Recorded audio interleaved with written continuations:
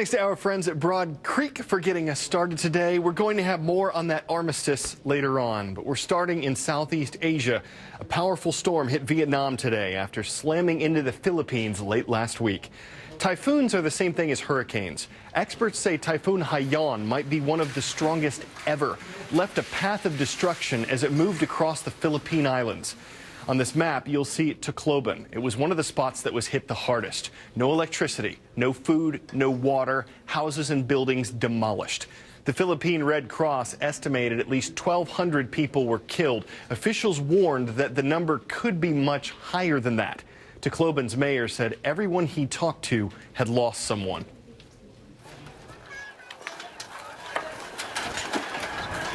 It struck with terrifying and deadly force. The aftermath, Tacloban City's shattered landscape. This was home to thousands. It was not the wind that did it. It was a storm surge. Reports of a 5-metre wall of water that engulfed the coastal strip and spread through the city. Even where the CNN crew was sheltering, about a kilometre from the shoreline, the surge was waist deep and powerful. All around us you hear the sounds of windows breaking, you hear the sounds of large objects falling and crashing to the floor, and underfoot it is now just a deluge. And if you look behind me, I don't know if you can see it, the staircase behind me is now basically a waterfall.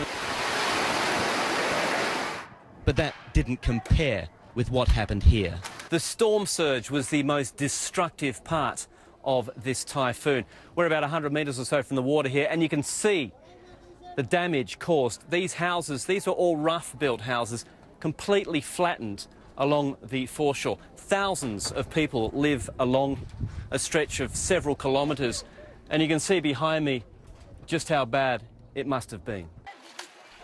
The devastation across the entire city of 200,000 people is widespread. Winds upward of 250 kilometres an hour, leaving a trail of destruction. When disasters like this happen, people look for ways they can help the victims. Teachers and students who are 13 or older. If you go to the resources box on our homepage, that's cnnstudentnews.com, you'll see a link for Impact Your World. Check it out and see some ways you can get involved. In an interview with NBC News last week, President Obama said, "I'm sorry to millions of Americans." I am sorry that they are finding themselves in this situation based on assurances they got from me. We've got to work hard to make sure that they know we hear them. Most Americans get their health insurance through their employers, but more than 10 million people buy their own, and many of them will lose it because of the Affordable Care Act, Obamacare, and that's who the president was apologizing to. It's one of the reasons why the law is still surrounded by controversy. Due out in the next few days are the initial enrollment numbers. Americans who've actually been able to sign up for Obamacare, despite all the problems with the healthcare.gov website. I can tell you our early enrollment numbers are going to be very low. And since this, if you like your health care plan, you can keep your health care plan. Hasn't exactly turned out to be the case. On Wednesday, House Republicans will vote to ensure that Americans with health care plans they like really won't have to switch. House Speaker John Boehner taunted him on Twitter. President Obama says he's sorry, but he owes Americans more than that. He ought to keep the promise.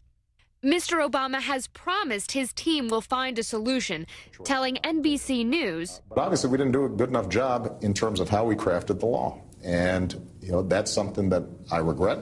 That's something that we're going to do everything we can to get fixed. But no fix announced yet. And as of Saturday afternoon, even the White House website was still saying, if you like your plan, you can keep it and you don't have to change a thing due to the health care law.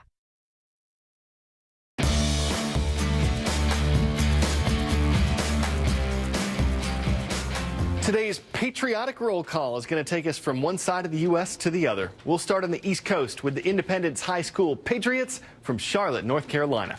In the Midwest, we have the Thomas Jefferson Patriots from Jefferson City, Missouri. And out west, we catch up with the Pioneer Patriots from Pioneer High in Woodland, California.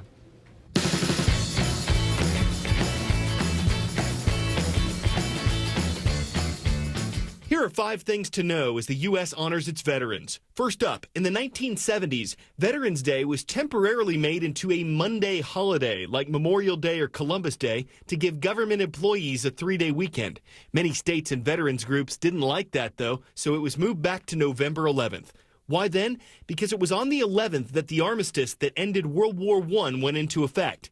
In fact, the holiday was originally called Armistice Day, but it was later expanded to honor anyone who's ever served in the U.S. military. And that's what separates Veterans Day from Memorial Day, which happens in May and honors those troops who've passed away. The U.S. isn't the only country that celebrates a holiday like Veterans Day. Australia, Britain, Canada, and France also honor their servicemen and women around this time. The story of how a man remembered his son, a veteran of the war in Afghanistan, inspired the song that took top honors at this year's Country Music Awards. I drive your truck.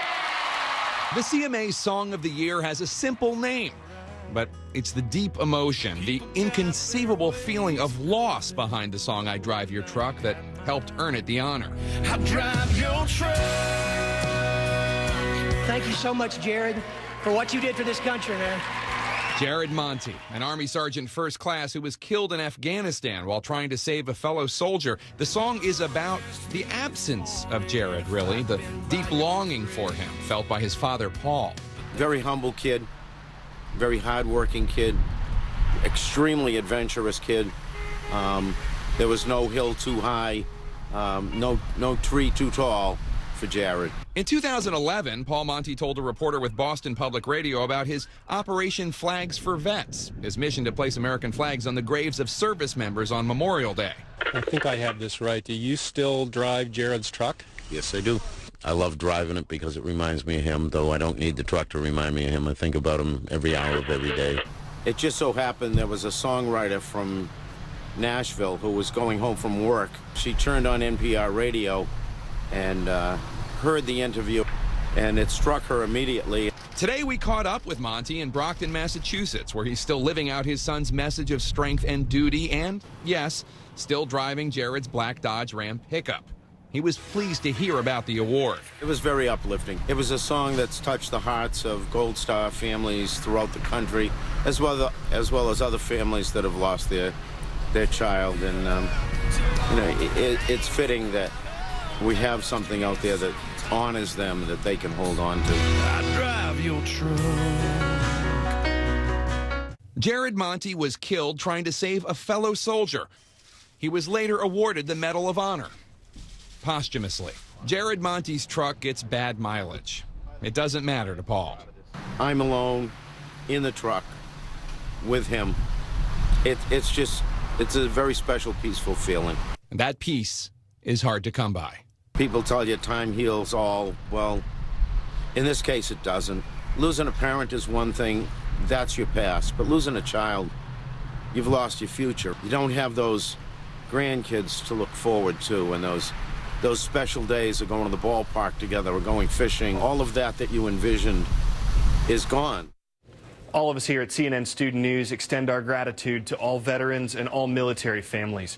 We're going to wrap up today with videos of some of those families reuniting.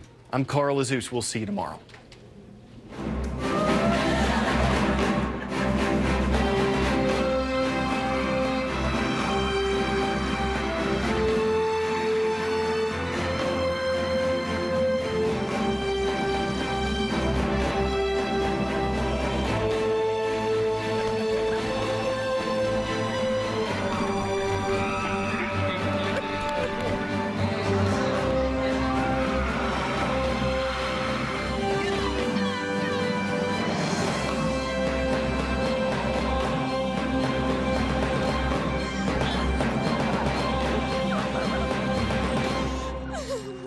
I love you guys so much.